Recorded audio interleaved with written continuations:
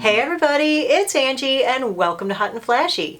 In today's video, I'm going to share my top tips and tricks for how to keep under eye concealer from creasing on mature skin. So as we age, the under eye area becomes one of our biggest problem areas. I think we'd all agree to that one, wouldn't we? Yeah, I think that's something we can all agree on.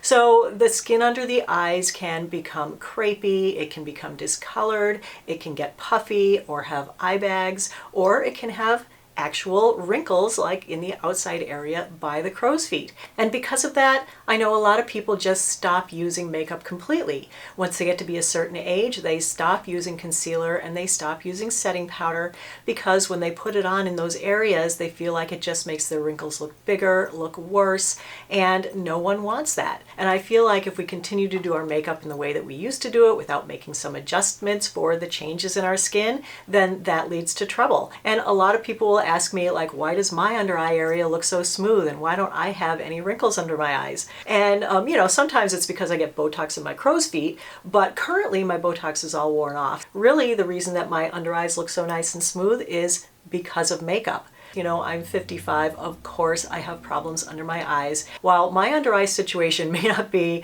the worst under eye situation that's going on out there, I do have my fair share of things to contend with. I have under eye puffiness, I have discoloration at the inner corners, I have little wrinkles at the inner corners, and I have some pretty good sized crow's feet at the outer corners. With the tips and tricks I'm going to show you today, I'm going to show you how to use makeup to your advantage so that it enhances your beauty instead of detracting from it and making you look older. Tip number one is, of course, to prep your skin in the morning by moisturizing it. I have a skincare routine and I put on a few things and I put most of them right up under my eyes, so my eyes start getting moisturized first thing. If you don't have a skincare routine, I would recommend at minimum that you use a moisturizer on your face. You don't have to get a separate eye cream. I know a lot of people like a separate eye cream, in which case you can use one of those, but definitely put on some moisturizer in the morning. So the moisturizers that I recommend the most are the CeraVe PM Facial Moisturizing Lotion. This is a really good one to use all over your face, but you can use this as an eye cream as well because it's got everything in there that you need to moisturize and hydrate your eyes. Humectants are really great to use around the eye area. Those are things like hyaluronic acid and glycerin, and they're water binding molecules, so they draw moisture to the area. They help to plump up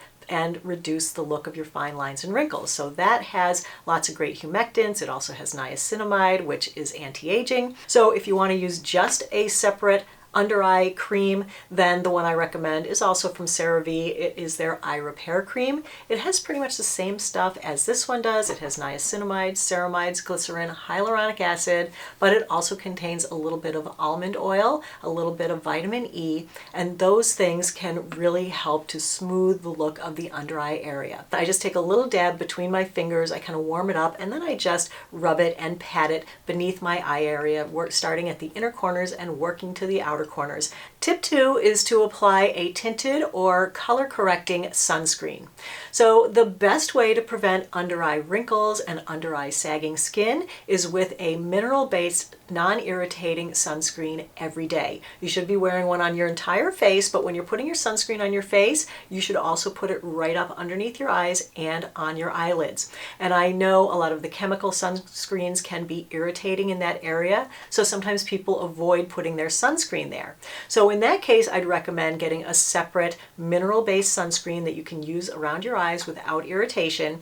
And the ones that I really like are this guy from L2MD. This is UV Elements. This is a broad spectrum SPF 44. It's an all mineral sunscreen, but it does have some moisturizing properties and it has hyaluronic acid, which again will plump up the wrinkles in that area. So this is a tinted one. This is more of a warmer based tint, which is what I'm using. And then normally I would just put this on all over my face and also put it right up under my eyes and on my eyelids. Another sunscreen that I really like if you are more on the pale side is the Paula's Choice Super Light Daily wrinkle defense. This is an SPF 30, and this one has a cooler tint to it, more on the pinky side, a little bit paler. So a thin layer of that will begin our color correcting that we need to do where we have a little purple or red or blue or even green discolorations at the inner corner. So the one that I want to show you that I'm going to use in today's video is this one from Color Science. It's their Total Eye 3-in-1 Renewal Therapy.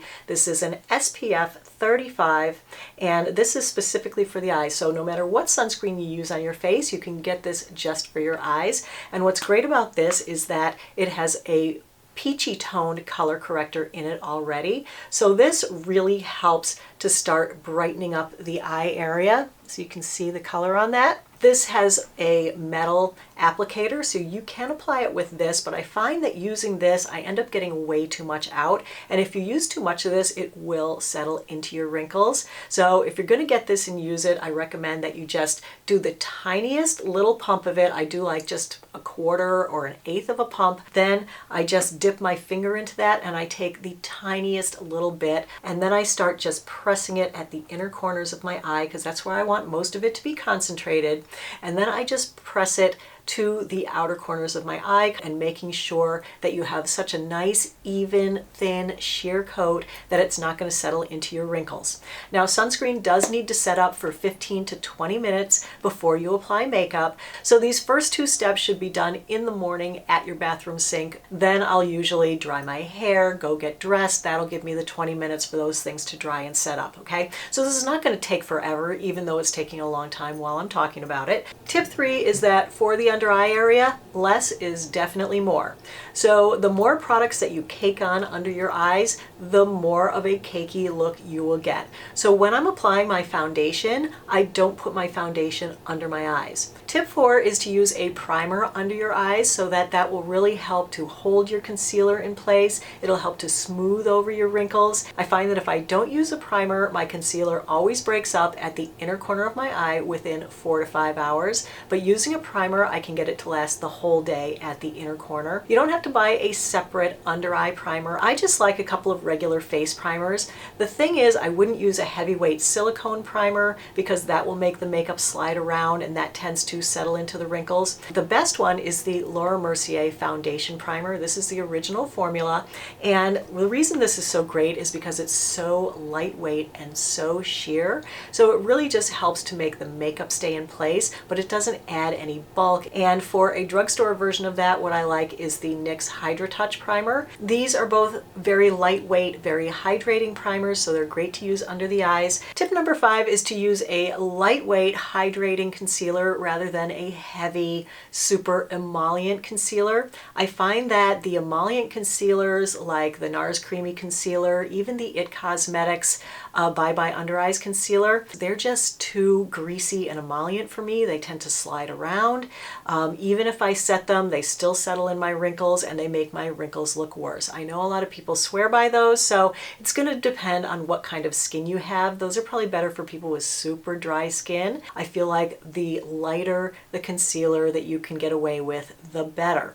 So my favorites currently are these two from Lancome, and from the drugstore is the Maybelline Instant Age Rewind. This is a great one. This came in tied with my Lancome Epicerne in my latest round of under eye concealer testing. So these two are awesome. But lately I've switched away from the Lancome Epicerne to the Lancome Maki Complete, mainly because it is winter here and the air got really dry really fast, and I was just feeling like this was not quite as hydrating as it could be. And this was the winner in the very first round of under eye concealer testing that I did, and it is their more hydrating version. It's also a little bit of a thinner formula than this guy, so I prefer this one for these dry winter months. And for the shade, you should be looking for something that's a half a shade to a full shade lighter than your foundation, because you want to brighten up that area as well, especially where we might have eye bags or puffiness. You want to really brighten the dark side of the eye bag. That will help to bring it forward so it won't look so deep and dark. Tip number 6 is to apply as little product as you can possibly get away with to correct your darkness and unify the under eye area. So when you see YouTubers doing a giant swath of it under their eyes, That is way more makeup than even people that age need. I mean, the thing is, their under eye skin is beautiful. With whatever concealer I use, I never use the doe foot or the sponge. I always take my concealer and I put it out on the back of my hand. So I'm making sure that I'm just picking up a tiny, tiny amount. I use this tiny little lipstick brush that I got at Sephora. This is their Pro Lip Brush. First, I pick up a little bit from the back of my hand on the brush and I swipe it directly into the darkest part of my eye bag. Then I just go ahead and fill in the tiniest little triangle at the inner corner of my eye, and I spread it towards the outer corner of my eye, following again along the contour of the darker side of the eye bag. But where you don't want to put a lot of product is over your crow's feet. Most people really don't have discolorations out there on your crow's feet, so you don't need a ton of concealer out there. What you need is just the smallest amount so that it just evens up and unifies the whole area with one slightly brighter color than the rest of your makeup. Tip number 7 is to blend your concealer with an outward pressing motion. If I press it in toward my nose, what I'm actually doing is creating wrinkles, and the makeup doesn't get into the depths of the wrinkles. It just kind of sits on the surface and skips over the depths, and so that is what makes it look all creased. What most people do just by habit is press in towards their nose, and that really makes kind of a mess of my concealer. I prefer using my fingers just because it warms up the concealer and it helps to melt it into my skin a little better than the blending sponge. Then I just blend outward across, keeping most of the concealer concentrated at the inner corners and to the dark side of my eye bag, and just spreading the tiniest little bit across underneath my eyes to the outer corner where my crow's feet are, so that I don't have a lot of concealer built up in my crow's feet. Tip number 8 is to check your concealer from up close in your magnifying mirror, but also to step away and look at it from about arm's length. So, you know, as we get older and we can't see so well, we're using our magnifying mirror a lot to help us put on our makeup right. It's like my best friend and my worst enemy because it shows me the worst things. But when you're looking at your makeup up really close, it magnifies all the things that aren't covered, and it kind of encourages you to add more concealer when really you probably don't need to add more concealer. Even though you might not have 100% complete coverage, from a distance, it's giving that illusion of coverage. All right, tips 9 and 10 have to do with setting powder, and if you're thinking you're going to check out here, bear with me for a minute, okay? Because I've tested a lot of concealers and I've tested a lot of setting powders, and I can tell you that my concealer 100% settles into my wrinkles less, wears longer, looks better, and my whole under eye area, my eye bags, look smoother when I use a mattifying setting powder. So I am sold on setting powder, but you know, you may have been using the wrong setting powder. A lot of people use that Laura Mercier powder because people on YouTube love it. I don't like that for under my eyes. It's never worked for me. It's never looked good. It always makes my makeup look cranky. It does make me cranky. It makes my makeup cranky too. So the powder that I use and that I recommend, that I did all my testing with, is the IT Cosmetics Bye Bye Pores powder. So tip number 9 is to use setting powder, but the right setting powder. Tip number 10 is to apply it by pressing it into your makeup and not swiping it. So let me demo this for you. I think you'll like what you see. So looking at my under eyes with the concealer on, as you can see, it's a luminous concealer, as most of them are, which means that it reflects light.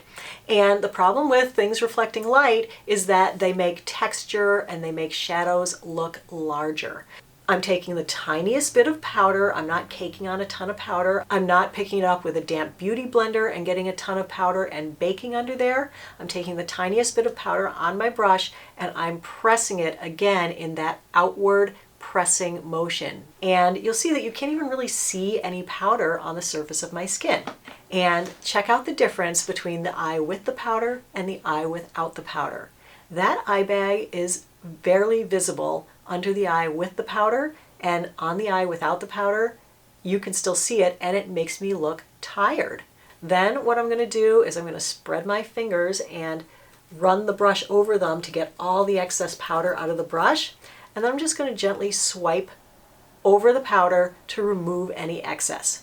So that's it. That was easy peasy, right? I know it seems like a lot when I'm talking about it and going in depth into it and really explaining it, but once you start doing this every day and really seeing how smooth and great your under eyes are going to look, you're going to be so happy with this technique, or at least I hope you will be. I hope the products that I've recommended here today will help you to return to using makeup. If you had completely stopped using under eye concealer or doing anything about your under eye problems, I hope that you'll give makeup a try again and maybe use some of these products and some of these techniques and see if they work for you. But making your expectations realistic, not thinking that, you know, putting on concealer and powder is going to make your wrinkles magically disappear, because it's not.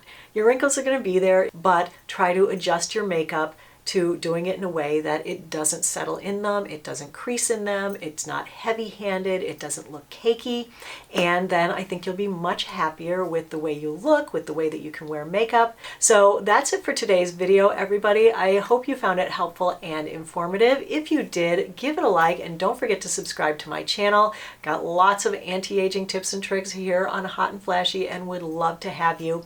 So thank you so much for your time. I really appreciate your watching. Have a great day, and I will see you in the next video. Take care, everybody. Bye-bye.